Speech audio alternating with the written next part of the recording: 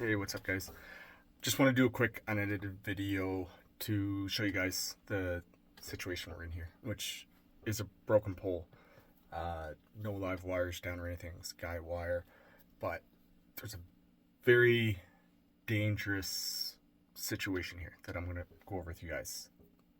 The main reason for this channel is to help each other, help linemen within the trade, and also to educate the public and promote safety. The last thing I want to see, and anyone else wants to see, is somebody get hurt. So if ever you, as a member of a public or a construction company or even within the line trade, get into an incident, a lot of times what happens is people get scared of getting in trouble. I'll give you an example. Years ago, we had a homeowner drop a tree on the lines, and they were scared if they reported it that they'd get fined, they'd get in trouble. So what they did, they took an aluminum ladder, and the guy was literally holding the ladder upright between his legs. Like, the ladder wasn't leaning on anything. He was holding it between his legs, and there's a guy on the ladder trying to push the tree off the lines. An absolutely ridiculous setup. So we got them to come down from the ladder and put everything away, and he told us straight up. He says, "I thought if I called, I'd get in trouble." First of all, yeah, there's situations where you can get yourself into trouble.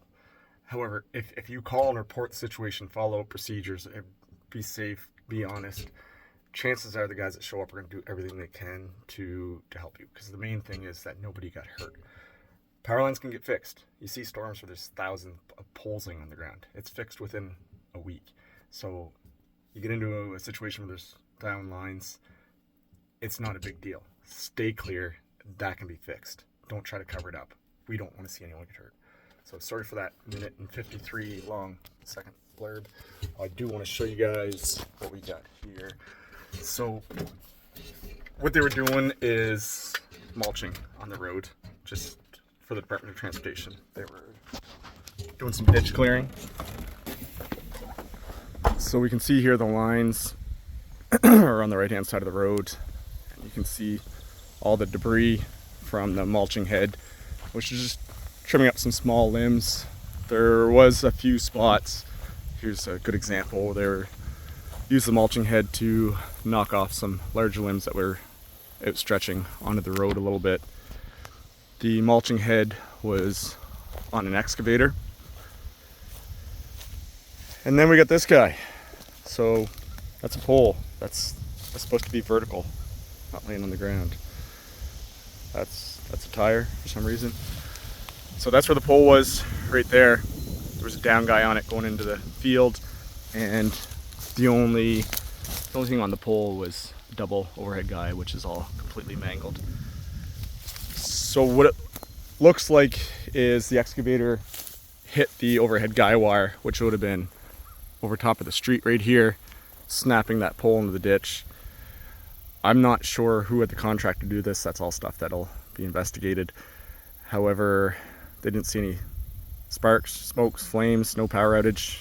The homeowner did see it happen and said they just kind of kicked the wires off the road and over into the ditch here.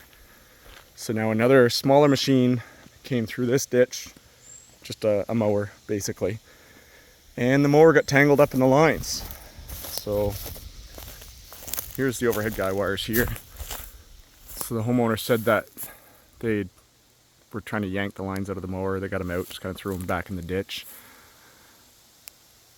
I don't want to say obviously not live, but I mean, like I said, there's no smokes or fire, so it can definitely still be live. But here's what concerns me. Even if the people involved knew that those were simply guy wires, which they're not really authorized to make that decision, here's where those guy wires are attached on the pole. Let's zoom right in here. So that wire coming down towards the ground, this guy right here, you can see where he's attached. And there's a staple right there holding that in place. But while they were flinging those wires around, it wouldn't have taken much for that wire to get into that cutout, into that 7200 volt switch. If that had happened, somebody could have been very seriously hurt. Now, today's standard construction, we put an insulated guy rod on all overhead guy wires and down guy wires, so if there's ever an accident, the portion that breaks and falls near the live stuff is insulated. That wasn't the case 50 years ago. it's not practical to go to every pole in our entire province and change those. But moving forward, every time we build a new pole or transfer an old one, we do put an insulated guy rod in place. But I did meet with the Department of Transportation. They're going to have their own investigation into the job.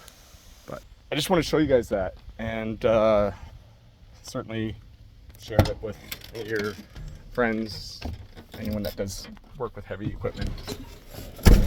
If ever you make contact with the lines, with a pole, I don't care if you think it's telephone wires, or even if you have enough training that you know it's telephone lines, or if it's an overhead guy wire, just ground wire.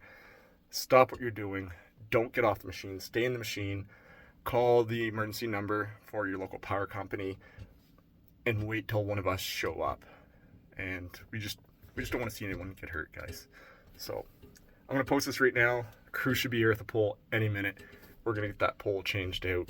I'd love to document it, but I don't want to say hurry. You don't want to hurry when you're doing this work, but we are a bit pressed for time today. So we'll have some new stuff coming up. I got 3 weeks vacation coming up too, so might not be a whole lot of posting. But for those of you that follow the channel, you may know that I am going to Cleveland to check out the Greenlee plant. So we'll get some footage of that while we're there. Super excited.